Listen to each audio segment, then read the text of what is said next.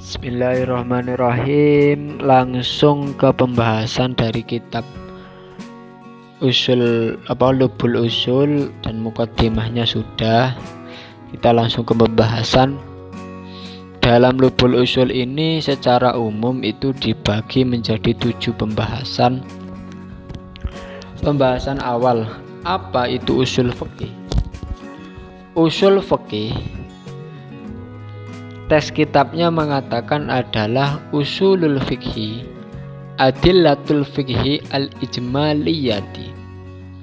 Usul fikih adalah dalil-dalil global fikih, dalil umum.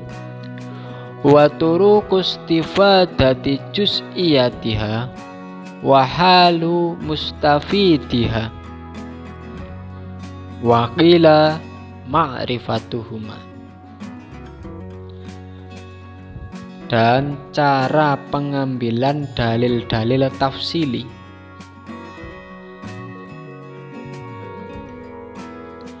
Yakni adillatul fikhi niku maksudnya dalil tafsili, serta karakteristik atau sifat pengguna dalil-dalil tersebut. Bulet ya mak, nanti saya terangkan. Ancen bahasa kitabnya gitu. Wakila, ada yang mengatakan adalah ma'rifatuha. Usul fikih ialah pengetahuan mengenai hal-hal tersebut, yakni adillatul fikhi al-ijmaliyah, turuqus istifadati juz'iyatiha, dan yang terakhir halu mustafidiha. Belum bisa disimpulkan, ini kesimpulan, maka kita jabarkan. Ngonten. Definisi usul fikih secara terminologi.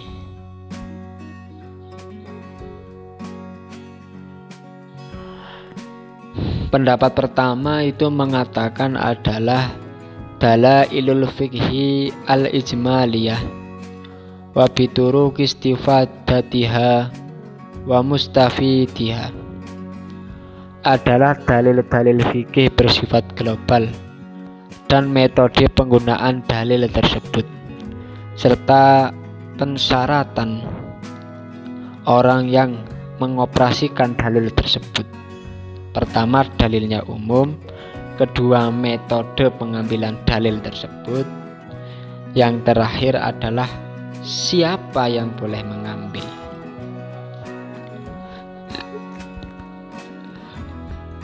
Tapi Imam Badawi itu beda. Beliau mengatakan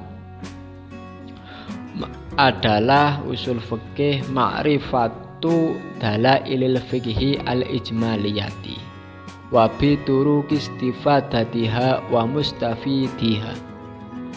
Pengetahuan mengenai dalil-dalil fikih yang bersifat global, pengetahuan akan dalil fikih yang bersifat global, serta metode pengambilan dalil tersebut dan persyaratan orang yang mengoperasikannya. Apa perbedaannya? Apa perbedaannya? Adalah menurut Imam Badawi itu ma'rifah, mengetahui, yakni sifat-sifatnya. Sedangkan ketika tidak ma'rifah itu zatnya. Tapi saya tidak akan kesini. Intinya usul fikih itu apa? Dalil yang bersifat global. Itu mana dalil-dalil global, terus cara istifadah mengambil dalil itu gimana, terus siapa yang boleh mengambil, sifatnya gimana. Sekarang apa pengertian dalil global atau ijmaliyah itu apa? Adalah apa? Adillatul fikhi al-ijmaliyati. Al-ijmaliyati itu gimana? Dalil ijmali atau global adalah kaidah-kaidah yang bersifat umum yang belum berkaitan dengan sesuatu apapun, belum berkaitan dengan suatu kasus. Contoh, perintah atau amar itu mutlak secara hakikat menunjukkan wajib. Perintah maka maknanya wajib dilakukan. Nahi larangan itu mutlak menunjukkan keharaman, tidak boleh dilakukan. Maka dari pengertian ini dapat disimpulkan beberapa contoh permasalahan yang berada di luar koridor, di luar pembahasan usul fikih. Pertama, aqimus sholah, dirikanlah sholat. Ini sudah apa? Berkaitan dengan suatu kasus, enggak umum lagi. Wala taqrabuz zina, jangan mendekati zina, sudah berkaitan dengan suatu kasus. Nabi Muhammad SAW sholat di dalam Ka'bah, pernah.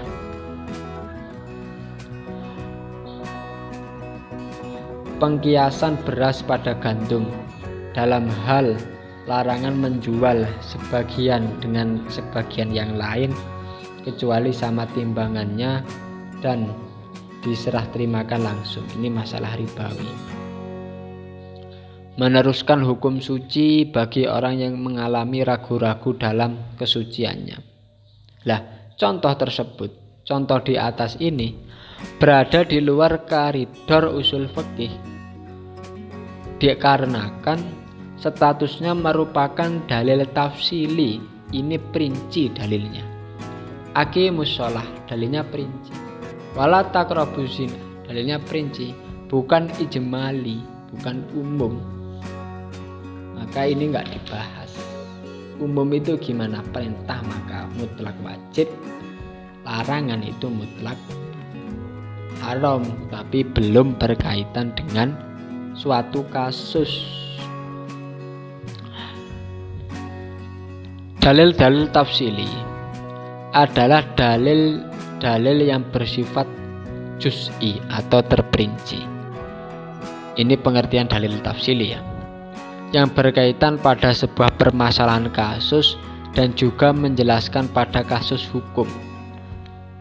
Jos, kena arahnya, bidikannya itu ada pas. Seperti firman Allah, diharamkan atas kamu mengawini ibumu.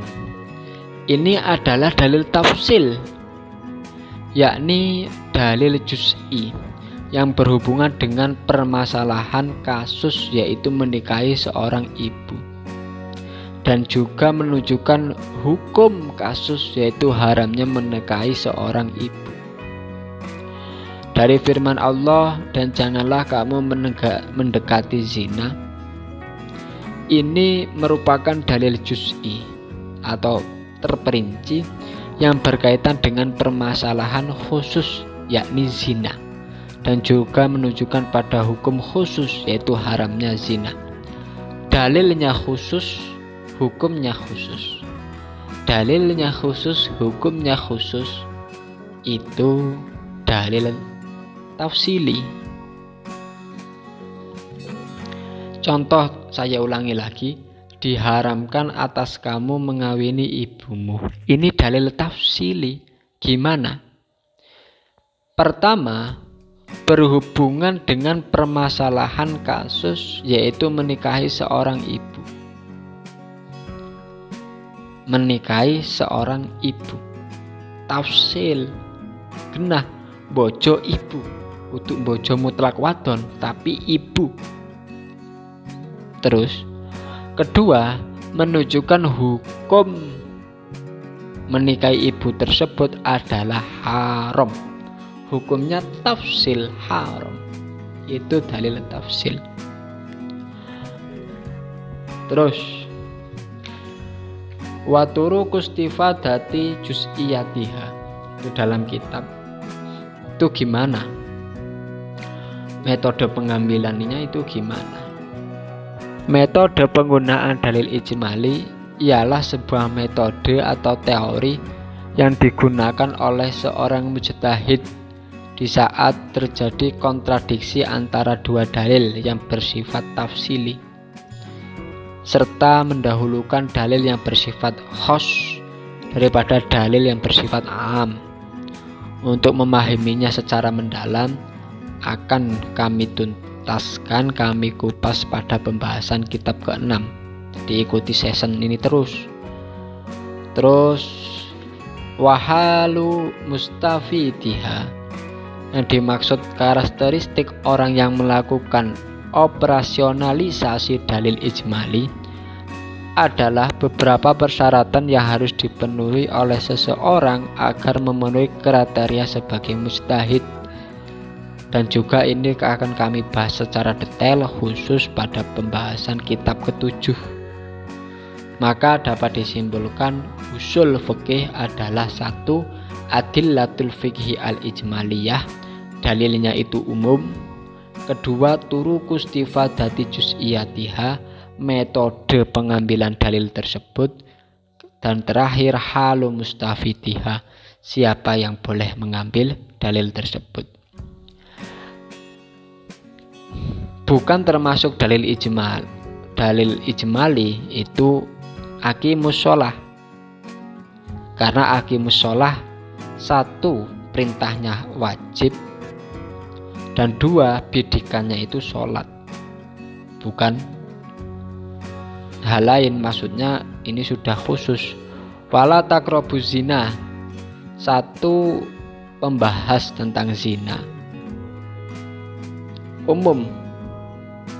Umumnya itu adalah memasukkan ke dalam farji, itu umum. Tapi ini khusus dalam permasalahan zina, dan hukumnya khusus adalah haram. Ini bukan termasuk dalam pembahasan adillah yang ijmaliyah.